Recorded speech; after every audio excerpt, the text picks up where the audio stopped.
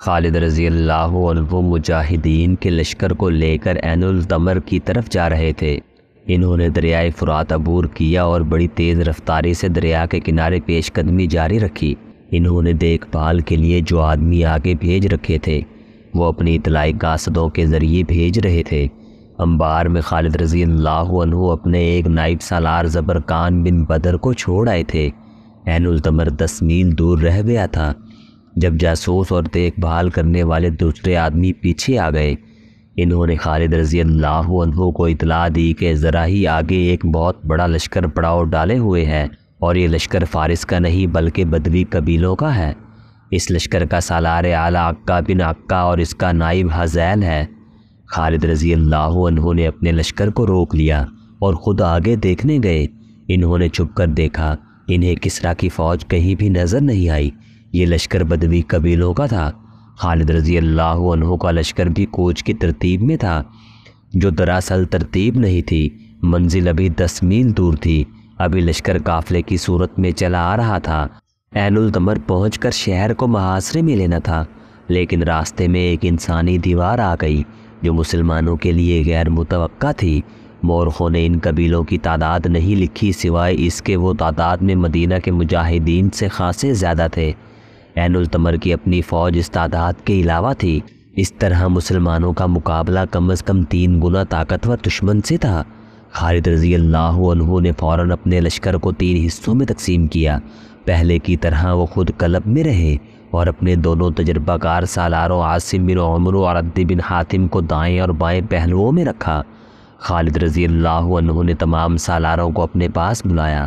ہماری ترتیب وہی ہے جو آمنے سامنے کی ہر مارکے میں ہوا کرتی ہے، خالد رضی اللہ عنہ نے سالاروں سے کہا، لیکن لڑنے کا طریقہ مختلف ہوگا۔ اب قلب سے حملہ نہیں ہوگا۔ میرا اشارہ ملتے ہی دونوں پہلو دشمن کے پہلو پر حلہ بول دے اور وہاں دشمن کو پوری طرح الجھا لے۔ تھوڑی دیر بعد اس طرح پیچھے ہٹیں کہ دشمن کو یہ تاثر ملے جیسے تم پسپا ہو رہے ہو۔ تھوڑا سا پیچھے آ کر پھر آگے بڑھو اور پھر پیچھے ہٹو۔ اس طرح دشمن کے پہلوؤں کو آپس میں الجھائے رکھنا کہ اپنے قلب کی انہیں ہوش نہ رہے۔ میں سیدھا دشمن کے قلب پر حملہ کروں گا، لیکن کچھ دیر بعد تم دونوں اس کوشش میں رہنا کہ دشمن کے پہلوؤں سے اس کے قلب کو مدد نہ مل سکے۔ ولید کے بیٹے، دشمن کی طرف سے للکار سنائی دی، آنکھیں کھول، دیکھ تیری موت تجھے کس کے سامنے لے آئی ہے۔ میں عکا ہوں، عکا بن ابی عکا، ولید کا بیٹا دیکھ چکا ہے۔ خالد رضی اللہ عنہ نے گھوڑے پر سوار ہو کر اور رکابوں میں کھڑے ہو کر للکار کر جواب دیا، تیری مکروہ آواز سنے بغیر دیکھ لیا ہے۔ کیا کسریٰ کے سالاروں نے محل میں ناچنا اور گانا شروع کر دیا ہے کہ ان کی لڑائی تم لڑنے آ گئے ہو؟ ابن ولید، عکا کی للکار بلند ہوئی، کیا تو زندہ واپس جانے کا خواہش مند نہیں؟ میں زندہ واپس جاؤں گا۔ خالد رضی اللہ عنہ نے گلا پھاڑ کر کہا، خدا کی قسم، تیرے سر کو تیرے جسم سے الگ کر کے جاؤں گا۔ خالد رضی اللہ عنہ اپنے سالاروں کی طرف متوجہ ہوئے، رب کعبہ کی قسم۔ خالد رضی اللہ عنہ نے کہا، میں عکا کو زندہ پکڑوں گا، پھر اسے زندہ نہیں رہنے دوں گا۔ تم سب اپنے اپنے دستوں تک پہنچو اور سب کو بتاؤ کہ آج تمہارا مقابلہ 2 فوجوں کے ساتھ ہے۔ ایک یہ فوج ہے جو تمہارے سامنے سیاہ پہاڑ کی مانند کھڑی ہے، اور ایک وہ فوج ہے جو شہر کے اندر ہے یا کہیں روپوش ہے اور نہ جانے کس طرف سے تم پر حملہ کر دے گی۔ سب کو بتا دو کہ آج جس نے پیٹھ دکھائی وہ اللہ کو منہ دکھانے کے قابل نہیں رہے گا۔ مورخ لکھتے ہیں کہ مدینہ کے مجاہدین مسلسل لڑ رہے تھے اور کوچ کر رہے تھے اور ان کی تعداد بھی کم تھی۔ عین التمر میں دشمن کو للکار کر خالد رضی اللہ عنہ بظاہر غلطی کر رہے تھے، لیکن خالد رضی اللہ عنہ کے چہرے پر سنجیدگی ضرور تھی، پریشانی کی ہلکی سی بھی جھلک نہیں تھی۔ انہیں دشمن للکار رہا تھا۔ خالد رضی اللہ عنہ نے اشارہ دے دیا۔ ایک پہلو سے سالار عاصم بن عدی اور دوسرے پہلو سے سالار عدی بن حاتم نے بدوی قبیلوں کے لشکر کے پہلوؤں پر حملہ کر دیا۔ عکا بن ابی عکا اپنے لشکر کے قلب میں تھا اور اس کی نظر مسلمانوں کے قلب پر تھی جہاں خالد رضی اللہ عنہ تھے۔ اسے توقع تھی کہ دستور کے مطابق سامنے سے قلب کے دستے حملہ کریں گے۔ مگر خالد رضی اللہ عنہ دستور سے ہٹ گئے تھے۔ دونوں فوجوں کے پہلو جب گتھم گتھا ہوئے تو تھوڑی دیر میں اپنی اڑائی ہوئی گرد میں چھپ گئے تھے۔ اس گرد سے گھوڑوں کے ہنہنانے، تلوار اور ڈھالوں کے ٹکرانے کی مہیب آوازیں اور زخمیوں کی کربناک صدائیں اٹھ رہی تھی۔ ایک قیامت تھی جو گرد کے اندر برپا تھی۔ پہلوؤں کے دونوں سالاروں نے خالد رضی اللہ عنہ کی ہدایت کے مطابق اپنے دستے پیچھے ہٹائے۔ بدوی قبیلے اس خوش فہمی میں مسلمانوں کے پیچھے گئے کہ مسلمان پسپا ہو رہے ہیں۔ وہ جوش و خروش سے نعرے لگا رہے تھے، لیکن مسلمان رک گئے اور انہوں نے دشمن پر ایسا دباؤ ڈالا کہ وہ پیچھے ہٹنے لگا۔ مسلمان ایک بار پھر پیچھے ہٹنے لگے، بدوی پھر ان کے پیچھے آ گئے۔ اس طرح مسلمانوں نے دشمن کے پہلوؤں کو ایسا الجھایا کہ انہیں اپنے قلب کی ہوش نہ رہی۔ گرد اتنی زیادہ ہو گئی تھی کہ پتہ ہی نہیں چلتا تھا کہ اس کے اندر کیا ہو رہا ہے۔ خالد رضی اللہ عنہ بڑی غور سے دیکھ رہے تھے۔ ان کی نظر عکا پر تھی۔ مورخ بلازری اور طبری کے مطابق عکا یہ دیکھ کر پریشان ہو رہا تھا کہ مسلمانوں کا قلب کیوں آگے نہیں بڑھتا۔ مسلمانوں کے قلب دستوں کا انداز کچھ ایسا ڈھیلا ڈھالا تھا جیسے وہ حملہ نہیں کرنا چاہتے۔ عکا بن ابی عکا نے مسلمانوں کے قلب کے دستوں کو اصلاح تعلق کی سی حالت میں دیکھا تو اس نے مسلمانوں کے پہلوؤں کے دستوں کو کچلنے کے لیے قلب سے خاصی نفری اپنے پہلوؤں کی مدد کے لیے بھیج دی۔ خالد رضی اللہ عنہ اسے اسی دھوکے میں لانا چاہتے تھے جس میں وہ آ گیا۔ خالد رضی اللہ عنہ نے اپنے محافظوں کو ساتھ رکھا۔ انہیں وہ بتا چکے تھے کہ عکا کو زندہ پکڑنا ہے۔ خالد رضی اللہ عنہ نے قلب کے دستوں کو دشمن کے قلب پر حملے کا اشارہ دے دیا۔ عکا کے لیے حملہ اچانک اور غیر متوقع تھا۔ خالد رضی اللہ عنہ نے اپنے محافظوں سے عکا اور اس کے محافظوں کو گھیرے میں لے لیا۔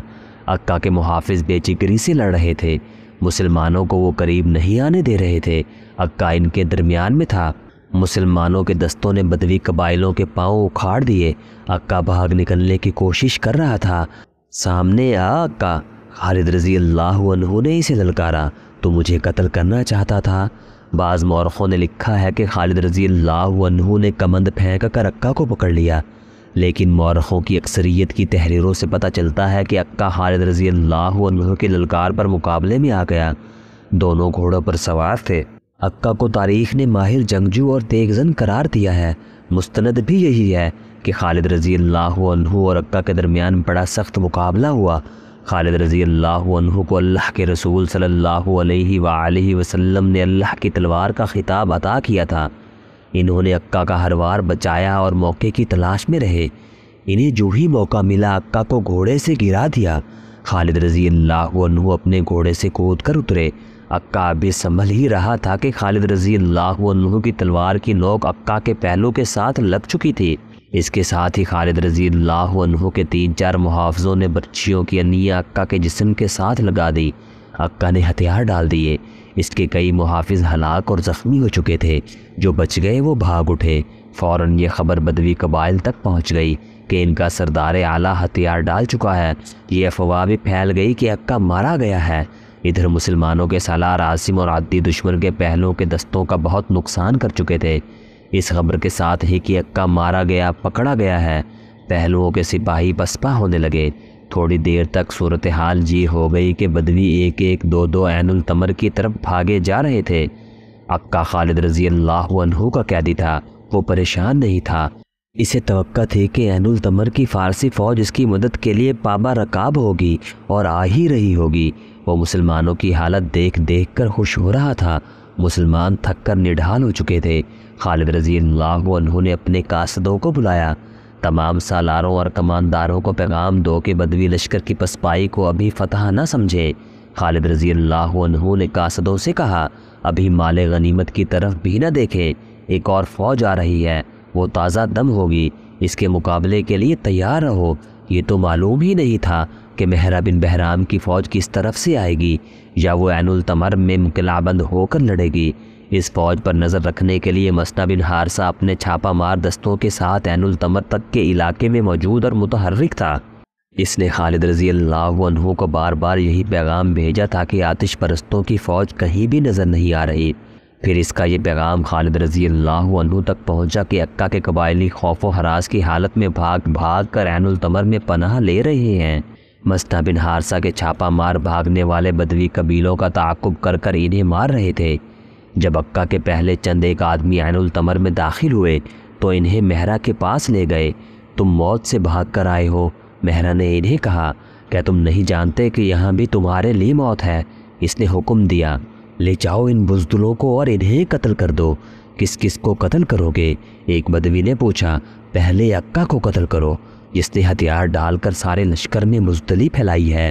دوسرے نے کہا، مسلمانوں نے جس طرح حملے کیے انہیں ہمارے سردار سمجھ ہی نہیں سکے۔ ایک اور نے کہا، انہوں نے میدان جنگ کی صورتحال ایسے رنگ میں پیش کی کہ مہرہ گھبرا گیا۔ مسلمانوں کے لڑنے کے جذبے اور جوش و خروش کو انہوں نے مبالغے سے بیان کیا اور بتایا کہ اپنا جو لشکر مسلمانوں کے ہاتھوں کٹنے سے بچ گیا ہے شہر کی طرف بھاگا آ رہا ہے، تو کیا یہ ہمارے لیے بہتر نہیں ہوگا کہ ہم مسلمانوں کو وہاں لے جا کر کاٹیں جہاں ان کا دمخم ٹوٹ چکا ہو؟ مہرہ بن بہرام نے اپنے سالاروں سے کہا، پھر وہ پسپا ہونے کے قابل نہیں رہیں گے۔ کیا سوچ کر آپ نے یہ بات کہی؟ ایک سالار نے کہا، اتنا بڑا شہر چھوڑ کر ہم چلے جائیں گے تو یہ پسپائی ہوگی۔ یہ کہیں کہ آپ پر مسلمانوں کا خوف طاری ہو گیا ہے اور آپ یہاں سے بھاگنا چاہتے ہیں۔ جو میں سوچ سکتا ہوں وہ تم نہیں سوچ سکتے۔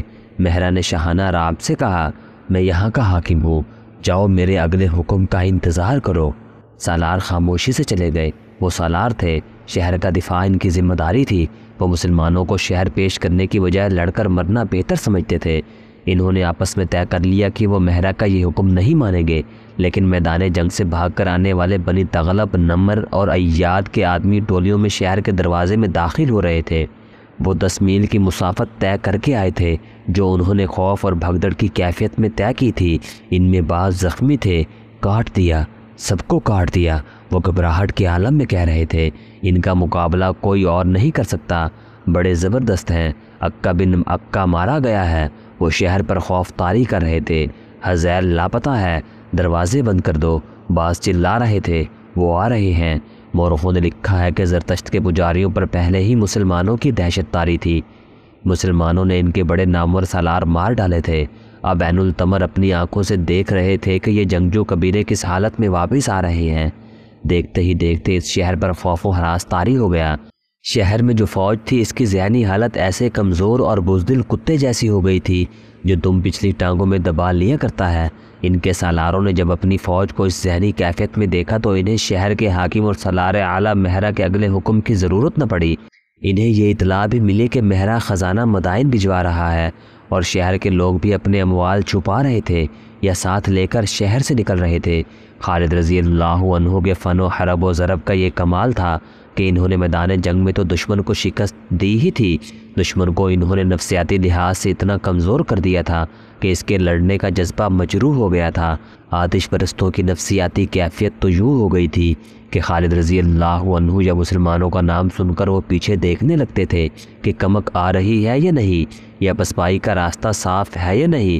پھر وہ وقت جلدی آ گیا جب میدان جنگ میں لاشیں اور بے ہوش زخمی رہ گئے اور انہیں کچلنے کے لیے وہ گھوڑے رہ گئے جو سواروں کے بغیر بے لگام دوڑتے پھر رہے تھے۔ بدوی قبیلے اپنے سرداروں کے بغیر عین التمر جا پہنچے اور شہر کے دروازے بند کر لیے۔